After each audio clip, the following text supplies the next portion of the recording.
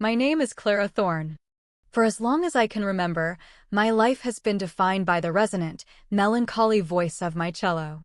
I grew up in a house filled with books and music, nestled in the quiet, fog-draped hills above the town of Port Blossom. My father was a history professor, my mother a librarian, and they taught me that the richest lives were built not on grand ambitions, but on small, consistent joys, the scent of old paper, the warmth of a fire on a rainy evening, the perfect harmony of a C major chord. That philosophy guided my life with my husband, Liam. We lived in a small, cedar-shingled cottage overlooking Whispering Cove, a place where the air tasted of salt and pine. Our world was a tapestry woven from simple, beautiful threads. My days were spent teaching cello to the town's children and playing at local weddings and events, my music echoing in old churches and seaside gardens. Liam, an urban planner at the prestigious firm Vance and Sterling, was the pragmatist to my artist, grounding my flights of fancy with a steady, gentle presence. Or so I believed. The story of our end, like the most poignant sonatas, began with a deceptively peaceful opening movement. It was a Sunday morning, cool and damp, the sky outside our bedroom window the color of a pearl. "Clara, my love, I've brought you tea." Liam's voice was a soft murmur, a familiar comfort against the backdrop of the distant surf. He set my favorite porcelain cup on the nightstand, one with the hand-painted sea lavender I'd found at a local artisan fair. The steam curled upwards, carrying the scent of Earl Grey and bergamot. He slipped back under the worn linen duvet, his body a familiar warmth against mine. I leaned into him, resting my head on his shoulder, breathing in the scent of his soap and the faint, clean smell of the sea air that always clung to his skin. "Did you remember the honey?" I murmured into the fabric of his pajama shirt. "A whisper of it," he said, his lips brushing my hair. "Just the way you like it. You know, I was thinking about our trip." He gestured to the travel books on my side of the bed, their glossy pages filled with images of Scottish lochs and ancient castles. "Maybe we should book that little inn on the Isle of Skye. The one you said looked like it was pulled from a fairy tale." For 7 years, these small moments of knowing the exact amount of honey in my tea, the specific shade of blue I loved for the trim on our cottage, his preference for books on architectural history had been the bedrock of our marriage. They were the quiet affirmations of a shared life, a love I thought was as solid and enduring as the granite cliffs of Port Blossom. But even then, a subtle dissonance had begun to creep into our harmony. A faint tension in his shoulders when he came home from work, a new preoccupation that flickered behind his eyes. "It sounds wonderful, Liam," I said, sitting up to take a sip of tea. The morning light caught the worry lines around his eyes. "But are you sure? You've been so stressed about this promotion." He sighed, a sound that seemed to carry the weight of the entire firm. "Isabel is making the final decision this week. It's between me and Peterson from the Coastal Division. She's been intensive, reviewing every project, every proposal. Isabel Vance, the senior partner." Her name had become a recurring motif in our conversations over the past few months, always spoken with a mix of awe and anxiety. She was brilliant, demanding, a force of nature in the world of environmental design. Liam's respect for her was palpable, bordering on reverence. "She'd be a fool not to choose you," I said, my voice firm with a conviction I felt to my bones. "Your vision for the new waterfront park is revolutionary. You're the best they have." He managed to smile, but it didn't quite reach his eyes. "You always see the best in me, Clara. More than I see in myself." He pulled me close. "That's why I have something for you." My brow furrowed in confusion. "For me? But it's you we should be celebrating." He slid out of bed and returned with a long, flat box wrapped in simple brown paper and tied with twine. My heart fluttered. Liam wasn't one for grand gestures, which made his occasional surprises all the more precious. Inside, nestled in tissue paper, was a cello bow. But it wasn't just any bow. It was made of Pernambuco wood, dark and lustrous, with a mother-of-pearl inlay that shimmered like a captured piece of the morning sky. I knew this bow.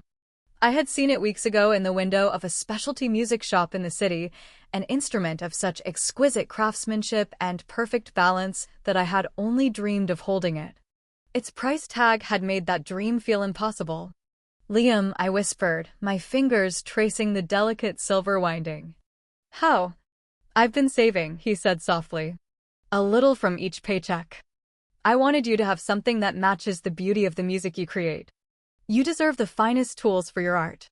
Tears welled in my eyes as I lifted the bow. It felt weightless and powerful in my hand, a perfect extension of myself. At that moment, all my quiet anxieties dissolved, replaced by a wave of overwhelming love. This was my Liam.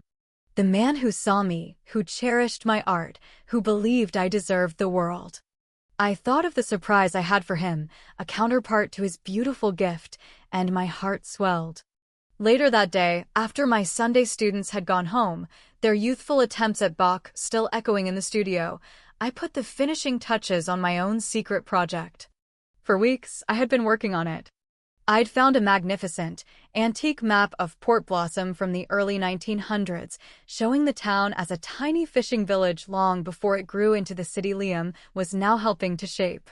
I'd spent hours carefully restoring it, then had it framed in reclaimed wood from the old city pier, a piece of the history he was so passionate about preserving. It was a testament to my belief in his work, a symbol of the shared history we were building upon.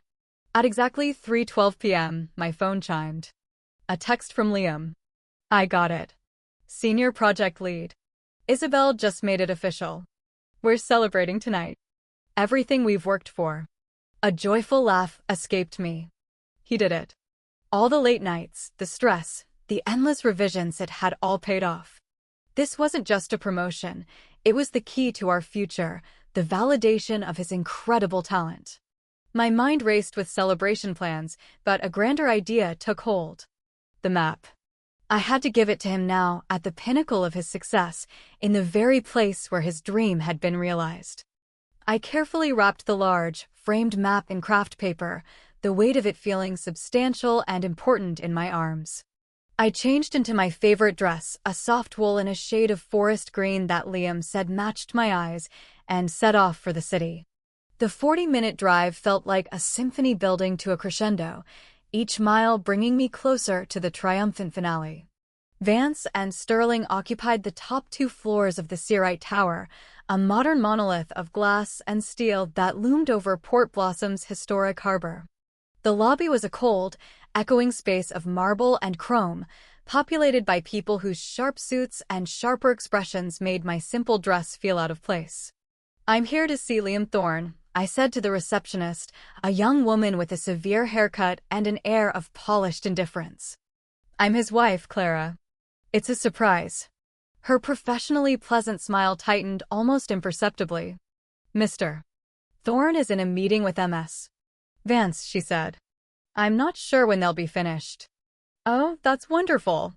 A voice, smooth and laced with something I couldn't quite name, spoke from beside me. A man I recognized from company holiday parties, a junior planner named Marcus, leaned against the reception desk.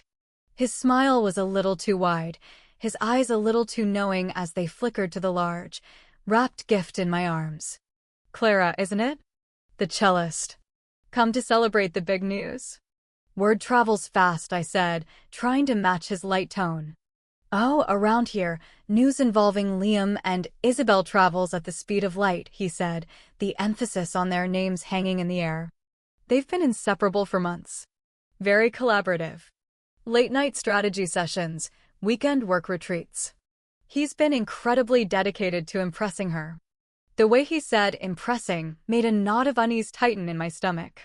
It was the same feeling I'd had when Liam tensed up in bed that morning, a subtle but distinct signal that something was wrong. I dismissed it as office gossip, the petty jealousy of a colleague who'd been passed over. "Liam is dedicated to his work," I said, my voice cooler than I intended. Marcus's smile didn't falter. "Oh, absolutely. Their partnership is very hands-on. You could say she's really taken him under her wing." He gestured toward the elevators. "The executive floor is the 16th. I'm sure they'll be thrilled to see you."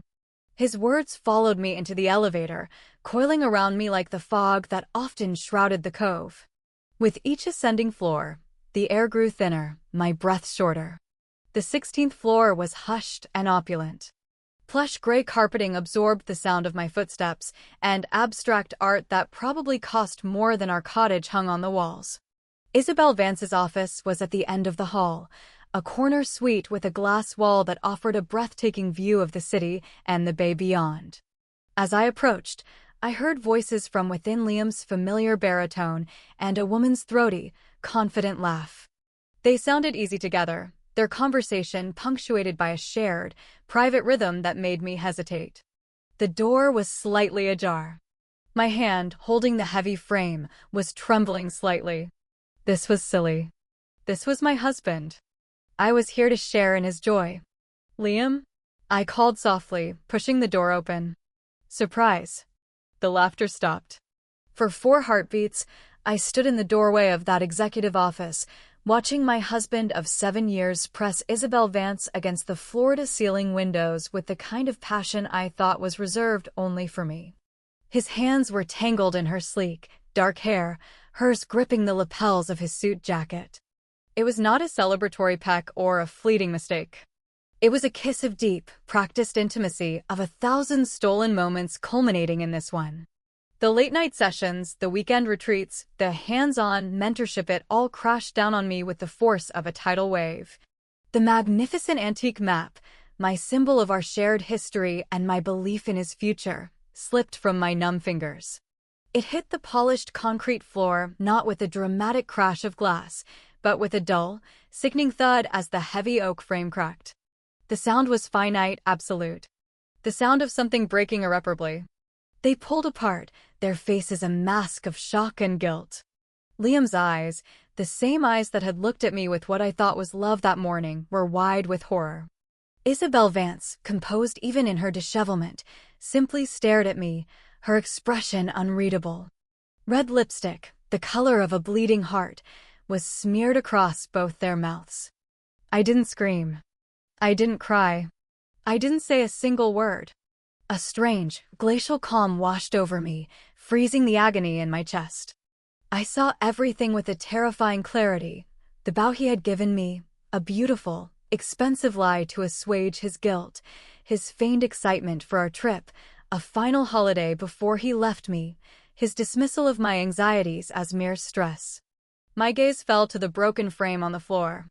The old map of Port Blossom, our history, was exposed and vulnerable. Without looking at them again, I turned and walked away.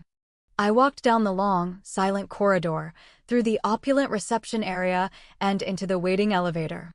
As the doors slid shut, I caught a glimpse of my reflection in the polished steel, a woman with a forest green dress and eyes that held the calm, devastating emptiness of a winter sea. The music had stopped. The drive back to Whispering Cove was a journey through a foreign landscape. The familiar turns of the coastal road, the steadfast presence of the lighthouse, the scent of the pines, it was all the same, but I was a stranger in it. My mind, usually a whirl of melodies and harmonies, was utterly, terrifyingly silent. I parked in our gravel driveway and walked into the cottage that was no longer ours, but his and mine, a place of shared lies. The teacup from the morning was still on my nightstand. The Scottish travel books were still splayed open. On my music stand, the exquisite Pernambuco ballet like a beautiful, mocking relic of a life that had ended at 3:12 pg. I expected the grief to hit then, a storm of tears and rage that would shatter the unnatural calm. I waited for the impulse to smash plates, to call my sister, to dissolve into a wreck of a woman betrayed. But something else happened. The unexpected thing. As I stood in the center of our living room, the silence was broken not by a sob, but by the quiet, methodical ticking of the grandfather clock in the hall. Tick. Tock. A steady, unyielding rhythm. And in that rhythm, something within me shifted. The numb shock receded, and in its place rose a cold, clear, and focused resolve. It wasn't rage, not yet. It was a clarity so profound it felt like a revelation. I had spent 7 years orchestrating our life, managing our finances with the same precision I applied to a complex score, planning our future, supporting his ambitions, all while building my own career note by note. I had been the composer, the conductor, and the entire string section of our life together. Liam was merely the soloist, basking in a spotlight I had helped to aim. He had underestimated me. They both had. They saw Clara the cellist, the gentle artist who lived in a world of feelings and daydreams. They had no idea that the same mind that could navigate the intricate counterpoint of a Bach suite could also dismantle a life with surgical precision. I walked to the small antique desk where I managed our finances. I opened my laptop, its familiar glow illuminating my face in the darkening room. The banking portal loaded, showing the numbers I had so carefully cultivated. Our joint checking account, $14,782. Our joint savings, earmarked for the Scotland trip, $28,500. Every dollar a testament to years of my teaching, my wedding gigs, my careful budgeting. Then I logged into another account, one Liam knew about but paid little attention to, Clara Thorne Music, LLC. My business account. The repository for direct deposits from the venues and private clients who valued my professionalism. He thought it was my little music money. It held $42,650. I began to work. My fingers, which hours ago had trembled with joy over a new cello bow, now moved across the keyboard with cold efficiency. First, the joint savings. With 3 clicks, I transferred the entire $28,500 into my business account. The reason for transfer: reimbursement for fraudulent spousal expenses and dissolution of shared goals. Next, the joint checking account. I calculated Liam's last 2 paychecks and left that amount, a total of $7,800. The rest, my contribution, I transferred to my business account. Reason: separation of commingled assets. Then came the credit cards, all under my name as the primary account holder, with him as an authorized user. The ones that paid for his expensive suits, his gym membership, his monthly subscription box of artisanal coffee, he claimed helped him think. I opened the online portal. Liam's card, deactivate. His fuel card, deactivate. The shared Amazon Prime account, which he used for near-daily deliveries, cancel membership. The meal delivery service that sent pre-made lunches to his office on his busy days, cancel subscription. The silence of the cottage was now punctuated by the soft clicks of the mouse, each one severing a tie, dismantling the comfortable, seamless life I had built for him. Finally, I picked up my phone. I scrolled through my contacts to Maria Locksmith. Maria was a no-nonsense woman in her 50s who had installed our locks when we first bought the cottage. She answered on the second ring. Maria's Lock and Key. Maria, it's Clara Thorne at Whispering Cove, I said, my voice even and calm. I need an emergency lock change. All exterior doors. As soon as possible. There was a brief pause. Everything okay out there, honey? Just upgrading security, I said. When can you be here? On my way. Give me 30 minutes. As I hung up, a single, hot tear finally escaped and traced a path down my cheek. It wasn't a tear of sadness, but of release. The first note in a new, unwritten composition. A piece for a solo instrument. The old melody was over. The coda was about to begin. The days that followed were a strange composition of quiet fury and meticulous planning. Maria, the locksmith, arrived with her van full of tools and a look of knowing sympathy. She worked quickly, replacing the locks on the front door, the back door, and the French doors leading to the garden. She handed me a set of 3 new, gleaming brass keys. No one gets in now unless you want them to, she said, her words a quiet benediction. Liam, as expected, tried to come home that Sunday night. I watched from the darkened living room window as his headlights swept across the driveway. I saw him walk to the front door, his silhouette confident, unsuspecting. I watched him try his key once, then twice. The confusion, the frustration, the eventual dawning realization. He called my phone 13 times. Each call went unanswered, the vibration on the kitchen counter a dull, rhythmic thud. He sent a barrage of texts, escalating from confusion to anger to panicked pleading. Clara, what the hell is going on? My key doesn't work. Pick up the phone. This isn't funny. I know what you saw. We need to talk. I can explain. Clara, please. I love you. I read the last message and felt nothing but a profound, hollow emptiness. Love was not a weapon to be wielded in desperation. The next morning, an email arrived that shifted my quiet, personal dismantling into a full-scale offensive. It was from a name I didn't recognize, Anita Sharma. The subject line read, "Confidential, Vance and Sterling." My hand hesitated over the mouse. I braced myself for more pain, more sordid details. But what I found was an unexpected ally. Dear Mrs. Thorne, the email began. My name is Anita Sharma. I am a junior accountant at Vance and Sterling. I am writing to you because my conscience will not allow me to remain silent any longer. I have processed Mr. Thorne's and Ms. Vance's expense reports for the last 6 months. What began as professional dinners quickly escalated. There have been charges for weekend stays at boutique hotels listed as site research, bills from jewelers coded as client gifts, and flight upgrades for 2 on trips he supposedly took alone. I have attached the relevant documentation. I believe you have a right to know the full extent of the deception. I am so terribly sorry. I opened the attachments. Spreadsheets, scanned receipts, hotel folios. A meticulously documented timeline of their affair, paid for with company money and, by extension, the profits of our shared life. The beautiful, expensive bow he'd given me? The charge was on his corporate card, listed under consultant appreciation. The cold resolve in my chest solidified into something harder, sharper. This wasn't just a betrayal of our marriage, it was fraud. And Anita had just handed me the weapon I needed. I spent the rest of the day researching. Not just divorce lawyers, but the best. The kind of lawyer who didn't just handle separations, but dismantled empires. I found her in the city, Eleanor Croft. Her reputation preceded her. They called her the surgeon for her ability to excise assets with clean, devastating precision.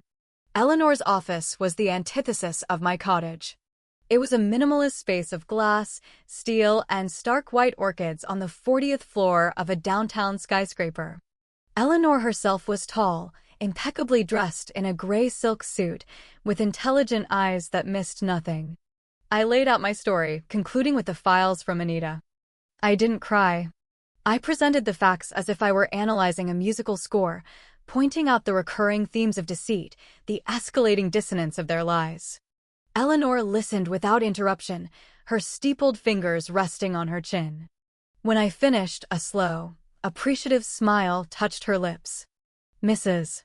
Thorne, she said, her voice a low, controlled hum. Your husband and his paramour have not only committed adultery. They have engaged in a conspiracy to commit financial fraud against both you and their employer. They have built a house of cards on a cracked foundation, and you, my dear, have just been handed the wind. Our strategy was not simply to file for divorce. It was to build an ironclad case for financial restitution and punitive damages. We would demonstrate a calculated, systematic effort to defraud me of marital assets. Eleanor brought in a forensic accountant who traced every dollar, every purchase, creating a narrative of deceit so clear and damning it was breathtaking. They were arrogant, Eleanor concluded a week later, reviewing the final report. They believed you were the gentle, unassuming artist. They never imagined you would look behind the curtain. And that is always the most fatal mistake. The culmination of our work was planned for the Vance and Sterling Annual Design Awards Gala, an opulent event held in the grand ballroom of the city's most historic hotel. It was the firm's biggest night, a celebration of their success, attended by every employee, major client, and city official. Liam was set to receive the Visionary of the Year award for his waterfront park design. It was to be the apex of his career. I attended, not as a broken wife, but as a silent observer. I wore a simple, elegant black dress, my posture straight, my expression serene. I sat at a table in the back, a ghost at their feast. When Liam's name was called, he walked to the stage, beaming, accepting the heavy glass trophy. Isabel Vance, seated in the front row, applauded with the proprietary pride of a kingmaker. In his acceptance speech, Liam spoke of vision, integrity, and building a better future. The irony was so thick I could taste it. As he concluded his speech to thunderous applause, a man in a plain gray suit walked calmly onto the stage from the wings. He was a professional process server Eleanor had hired. He approached Liam, who was still basking in the glow of the spotlights. "Liam Thorne," the man said, his voice calm but carrying through the suddenly quiet ballroom. He handed Liam a thick legal envelope. "You've been served." A collective gasp rippled through the room. Liam's smile froze, then collapsed. His face went white as he stared at the documents in his hand. The server then turned, walked down the stage steps, and approached the front table. "Isabel Vance," he said, just as calmly, handing her an identical envelope. "You've also been served." All eyes were on them. The spotlight that had been a symbol of Liam's triumph was now a harsh, interrogating glare. In that one, perfectly orchestrated moment, their secret world was laid bare for their entire professional universe to see. The documents detailed not only the divorce proceedings, but the formal complaint filed with the firm's board regarding ethics violations and corporate fraud. I watched Liam's face crumble, the confident architect dissolving into a trapped, terrified man.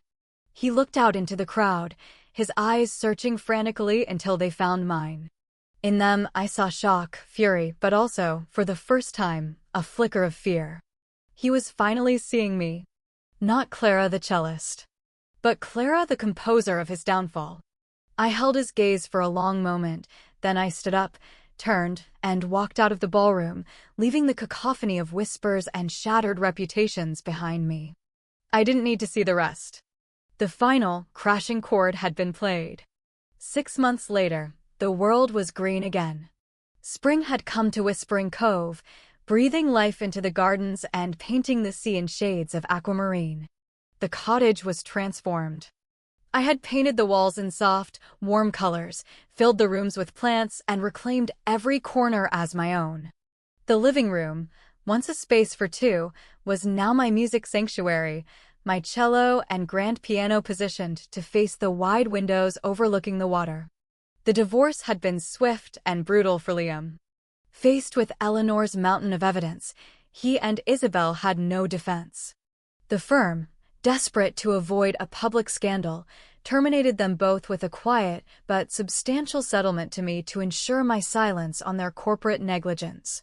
The divorce decree awarded me the cottage, the entirety of our savings, and a significant portion of Liam's retirement fund as restitution for financial fraud.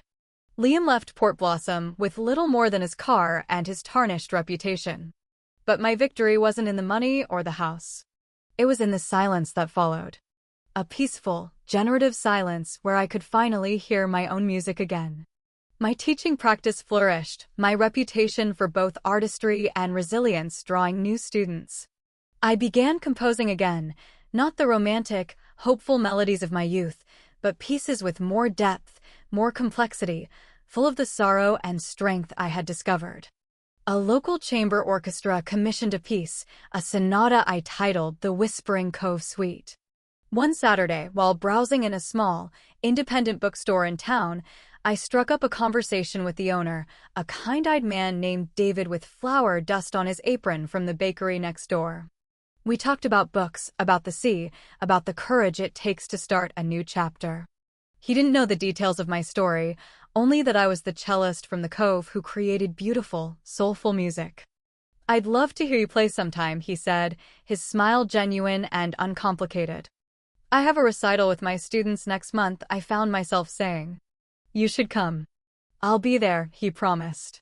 That evening, I sat in my studio, the new Pernambuco bow, the one true and beautiful thing that had come from the wreckage, which Eleanor had insisted I keep as a spoil of war-felt light and balanced in my hand.